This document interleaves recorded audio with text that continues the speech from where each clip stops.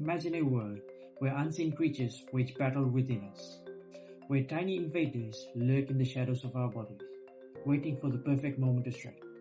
Today we delve into the world, the hidden realm of microbiology, to meet one such clandestine antagonist. Ladies and gentlemen, prepare yourself to encounter Trichomonas vaginalis, a formidable protozoan parasite, often underestimated but never to be ignored. This single-celled organism has an arm with whip-like flagella, embarks on a relentless journey and mission to invade and conquer the human urogenital tract, causing a common yet often overlooked infection known as trichomoniasis. In the next few minutes, we will uncover the secrets of this microscopic menace. We will explore its life cycle, its path of infection, and its impact on millions of lives. But most importantly, we will arm ourselves with the knowledge to detect, combat, ultimately defeat this invisible invader. So hold on tight as we journey into the world of Trichomonas vaginalis, where science meets intrigue and microscopic becomes monumental. Welcome to the battle. Trichomonas vaginalis is a protozoan parasite. It is the most common sexually transmitted infection that is not caused by viruses or bacteria. It belongs to the phylum Parabasalia and the order Trichomonadida. According to the studies, it is a well-prevalent sexually transmitted infection in the Pacific and also evident in the global statistics or epidemiology. Estimated global prevalence in 2016 was about 5% in women and 0.6% in men. Geographical variability: men's prevalence ranges from 0.1% to 1.3%, with the highest rates in Africa and America. And although there is no recent study in Fiji or the Pacific Islands, the trend of these studies still indicate that it is still a prevalent parasitic infection. So the Trichomonas vaginalis is characterized by its pear-shaped body and the four main flagellas, which aid in its mobility. So these are the main structures that help the Trichomonas vaginalis parasite survive and cause infection. Firstly, the four anterior flagella, which aid in its mobility. The nucleus contains the genetic information and the genetic material for replication. Exostyle provides structural support. The granules along the exostyle are for energy production in anaerobic conditions, or when there is no oxygen for energy production. The posterior exostyle provides cellular rigidity and anchorage.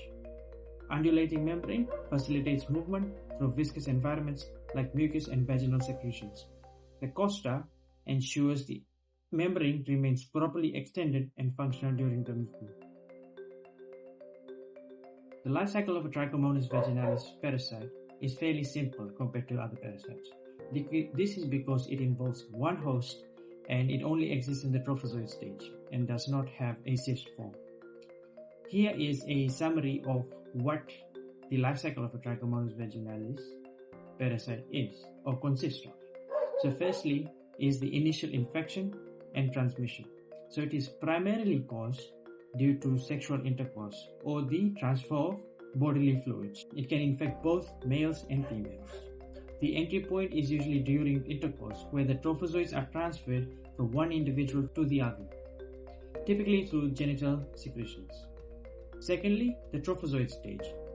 The trophozoid stage is both the infective stage and the stage responsible for disease symptoms. There is no cyst form, which means that the parasite does not survive long outside the host.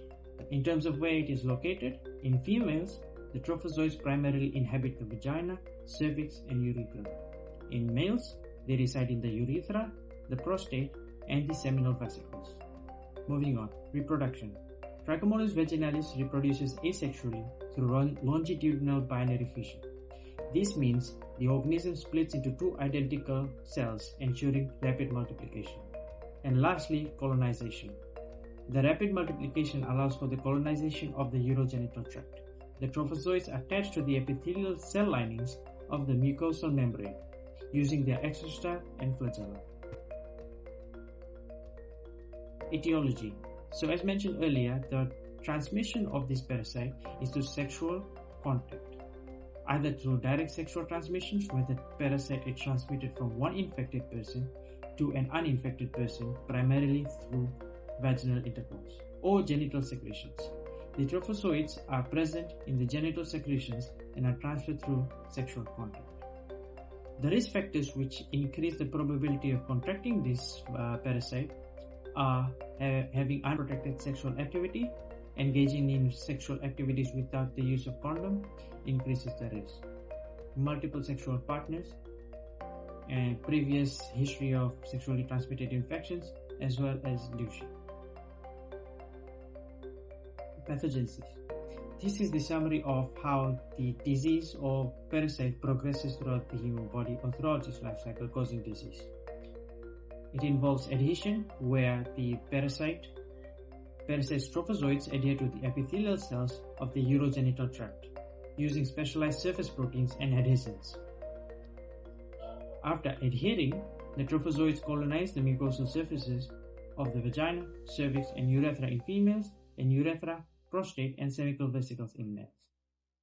It then causes tissue damage because of its cytotoxic nature. So Trichomonas releases cytotoxic substances that damage the host epithelial cells. These cytotoxic substances include proteolytic enzymes, which degrade the host proteins, leading to cell lysis and death, as well as phospholipases, which disrupts the cell membrane, causing further tissue damage. There is also mechanical damage due to the mobility of the parasites, and its physical presence can cause mechanical irritation as well as damage to the epithelial line. The parasite stimulates the host's immune response, leading to the release of inflammatory cytokines and chemokines. This leads to the inflammation, which attracts neutrophils to the site of infection, which can result in additional tissue damage through the release of reactive oxygen species and enzymes. The Trichomonas vaginalis can evade the immune system by varying its surface proteins, or antigenic variation in other words, and by producing factors that inhibit the host's immune response. The tissue damage and inflammation caused by Trichomonas vaginalis can increase susceptibility to other sexually transmitted infections and HIV. So Trichomonas vaginalis is a sexually transmitted infection that causes trichomoniasis. Its clinical significance is multifaceted, impacting individual health, public health, and the healthcare system. Here are some key points highlighting the clinical importance. So firstly is the prevalence. So it is a common infection. Trichomoniasis is the most common non-viral STI worldwide, affecting millions annually. It has asymptomatic cases where many infections, especially in males, are asymptomatic, leading to underdiagnosis and continued transmissions. Symptoms. Symptoms in women include vaginitis, which is characterized by itching, burning, and redness, and swelling of the vaginal mucosa. Discharge, frothy, greenish-yellow vaginal discharge with a foul odor. Dysuria, painful urination due to urethral involvement. Discomfort, pain during sexual intercourse. And in males, urethritis, which is the inflammation of the urethra, leading to pain and discharge. Prostatitis, inflammation of the prostate gland, and most men are asymptomatic as mentioned earlier, which also leads to more spread of the infection. The complications associated, as mentioned earlier, are increased risk of HIV. So the laboratory diagnosis. How is Trichomonas vaginalis diagnosed? Primarily, the specimens received are a vaginal or urethral discharge, which is placed under a microscope with a saline solution. Some advantages, as you can see, are it is rapid and inexpensive. It can also be cultured in specialized medias. Nucleic acid amplification tests, or NAATs, are highly sensitive and specific tests that detect Trichomonas vaginalis DNA. And point-of-care tests, which are rapid tests that can be done in clinical settings for immediate results. First line of treatment includes metronidazole as well as tinidazole. Alternative treatments include a combination therapy for resistant strains or infections. Certain special considerations need to be taken into account, for example, in the safety of women who are pregnant as well as breastfeeding. There are specific guidelines that need to be adhered to ensure safety. And as we all have heard, prevention is better than cure. Some ways in which we can prevent this infection from occurring in the first place include having only one sexual healthy partner, keeping your genitals clean and dry, avoiding any products that can irritate the vaginal tissue such as douching products, use of contraceptives such as condoms to prevent the risk of getting this STD, and avoiding all intimate sexual contact with anyone who has a symptom of an STD. Thank you. I hope you have learned something, and these are the references that I've used to provide the information.